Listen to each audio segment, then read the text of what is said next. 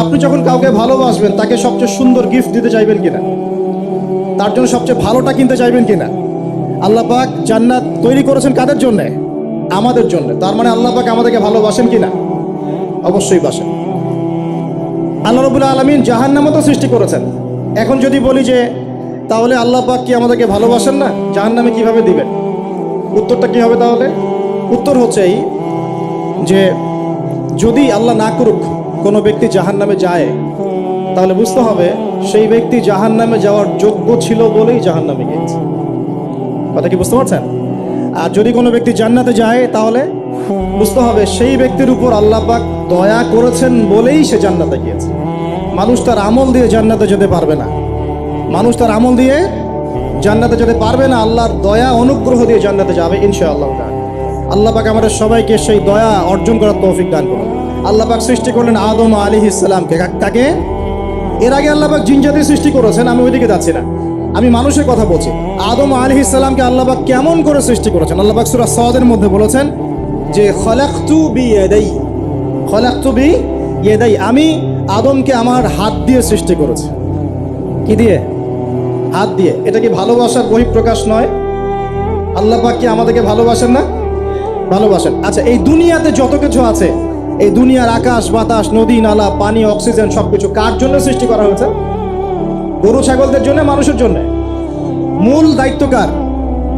মূল অধিকার কার? মানুষের নয় কি?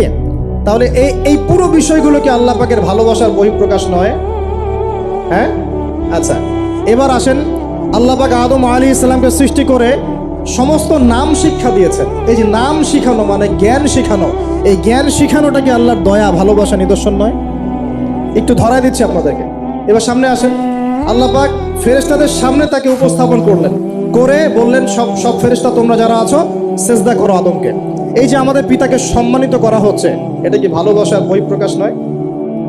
এবার আমাদের পিতাকে সম্মানিত করা হলো, ইবলিস সেজদা করলো না, সে কিয়াস করলো, বাতিল কিয়াস যুক্তি দিল আমি তার চেয়ে শ্রেষ্ঠ ইত্যাদি। আল্লাহ পাক ইবলিসকে অভিশপ্ত করলেন, আমাদের পিতা তাকে জান্নাতে রাখলেন। এই যে জান্নাতে রাখলেন, এটা কি আল্লাহ পাকের ভালোবাসা নয়? এবার আল্লাহ পাক আদম আলাইহিস সালামের পাঁজর থেকে সৃষ্টি করলেন তার স্ত্রী হাওয়া আলাইহিস সালামকে। ওই যে শুরুতে বলেছি স্রষ্টা একা থাকতে পারলেও সৃষ্টি কি পারবে? এই জন্য আদম আলাইহিস সালামের পাঁজর থেকে তার স্ত্রীকে সৃষ্টি করা হয়েছে। উভয়ের মাঝখানে ভালোবাসা দিয়ে দেওয়া হয়েছে, বলেন সুবহানাল্লাহ।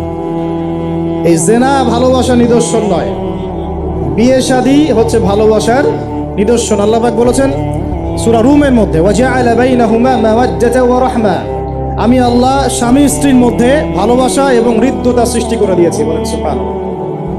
তার মানে এই হারাম সম্পর্ক যেটা দেখছেন, এটা হলো একটা জেনার পথ।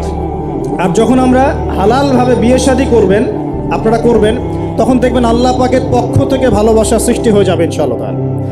অতএব ওয়াদা করতে পারি তো আল্লাহর কাছে যে নিজের চরিত্রকে পবিত্র রাখবো ইনশাআল্লাহ, হারাম কোনো সম্পর্কে যাব না ইনশাআল্লাহ, কোনো সহি প্রেমেও যাব না ইনশাআল্লাহ।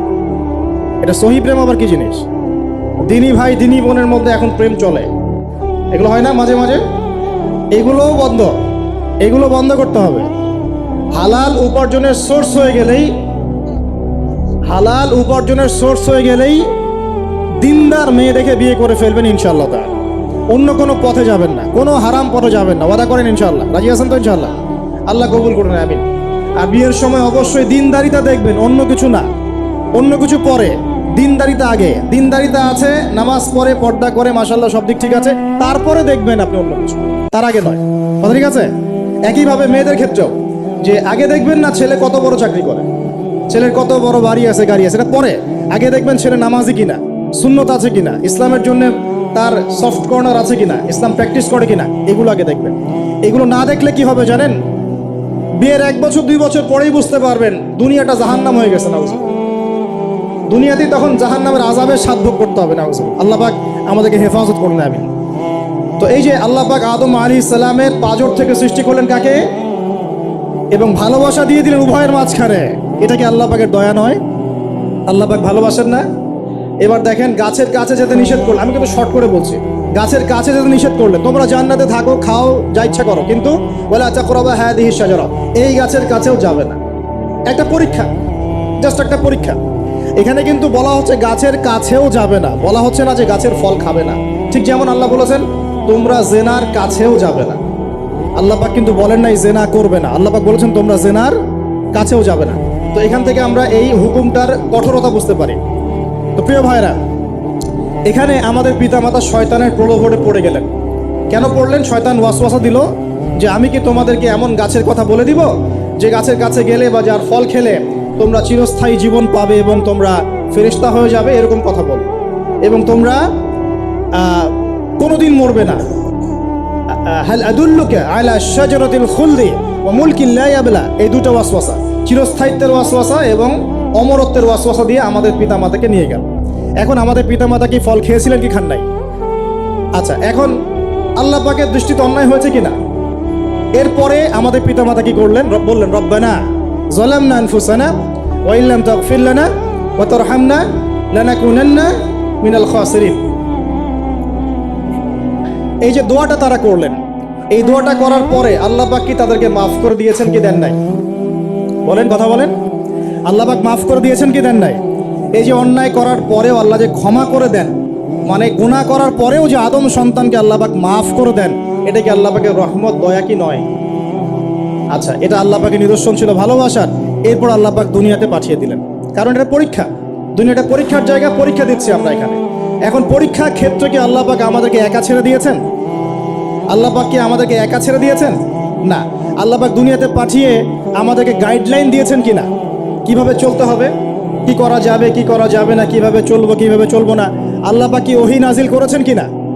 এই ওহী নাজিল করাটা কি আল্লাহ পাকের রহমত কিনা, আল্লাহ পাকের দয়া কিনা, ভালোবাসা কিনা? আল্লাহ পাককে একা ছেড়ে দিয়েছেন না নবী রসুল পাঠিয়েছেন? এই যে নবী রসুলদেরকে পাঠিয়েছেন, এই নবী রসুলগণ কি আল্লাহর পক্ষ থেকে রহমত কিনা? বলেন। না হলে আমরা কি করতাম? দুনিয়াতে কেমন করে চলতাম, কিভাবে পথ খুঁজে পাইতাম, কেমন করে ইবাদত করতাম, আমরা কি জানতে পারতাম?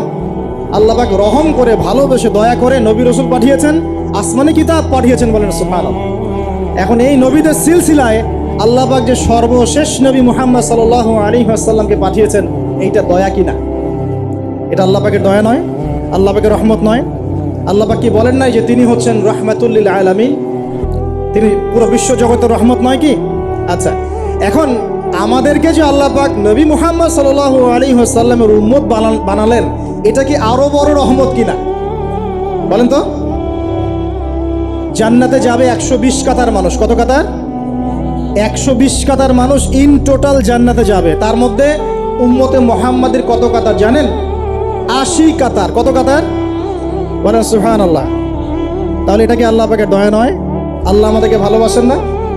আচ্ছা, আল্লাহ পাক যে আমাদের কাছে তাওরাত, জাবুর, ইনজিল না পাঠিয়ে আল কোরআনের মতো কিতাব পাঠিয়েছেন, যে কিতাবে সমস্ত সমাধান আছে, এটা আল্লাহ পাকের রহমত, দয়া নয়, ভালোবাসা নয়? আচ্ছা, এখন আল্লাহ পাক দুনিয়াতে চলার জন্য আমাদেরকে জীবন দিয়েছেন, হায়াত দিয়েছেন, সুস্থতা দিয়েছেন, পরিবার দিয়েছেন, আমাদের ব্যবসা বাণিজ্য দিয়েছেন, আমাদের স্ত্রী সন্তান দিয়েছেন, আমাদেরকে চলাফেরা করার ক্ষমতা দিয়েছেন। একটা চোখ নষ্ট হয়ে গেলে বুঝতে পারে মানুষ যে কত কষ্ট হচ্ছে, একটা পা না থাকলে বুঝতে পারে কত কষ্ট হচ্ছে। এই করোনার সময় যারা শ্বাস নিতে পারে নাই, তাদের কত কষ্ট হয়েছে। সুস্থ আছি, সুন্দর আছি, পরিবার আছে, আল্লাহ রিজিক দিচ্ছেন, 3 বেলা খাওয়াচ্ছেন, কাপড় দিচ্ছেন, শিক্ষার ব্যবস্থা করছেন, ইবাদত করার সুযোগ দিচ্ছেন, গুনাহ করলেও আবার মাফ করে দিচ্ছেন। এই সব কিছুকে আল্লাহ পাকের ভালোবাসা নয়?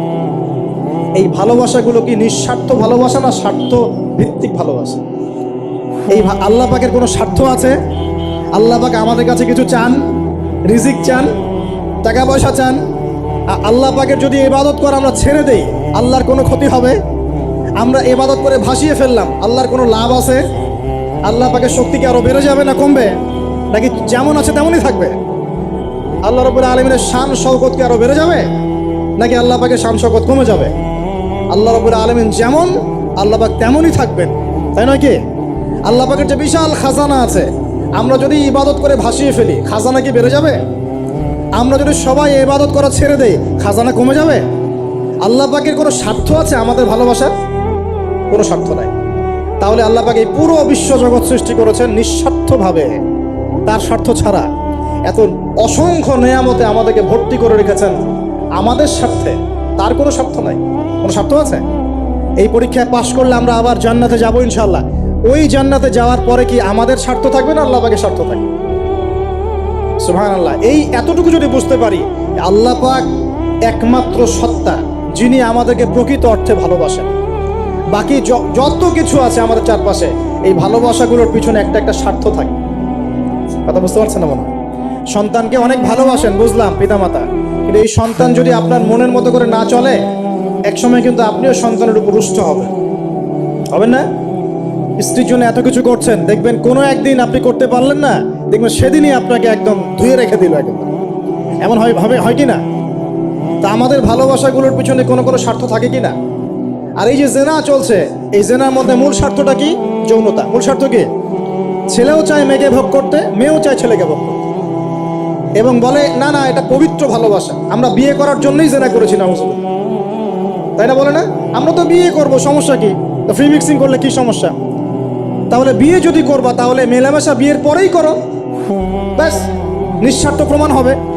বিয়ে যদি করার উদ্দেশ্য থাকে, তাহলে বিয়ের আগে আর দেখা সাক্ষাৎ করো না, কথাবার্তা বলো না, একবার বিয়ে করো তারপরে করো, তখন দেখবেন না না এটাতে রাজি না, তার মানে স্বার্থ এখানে আছে। তাহলে নিঃস্বার্থভাবে কে আমাদেরকে ভালোবাসে? অতএব প্রিয় ভাইয়েরা এবং বোনেরা যারা শুনছেন লেকচার, নিঃস্বার্থভাবে যে সত্তা আমাদেরকে ভালোবাসেন, সেই সত্তাকে ভালোবাসতে শেখো। আল্লাহ পাক তৌফিক দান করুন।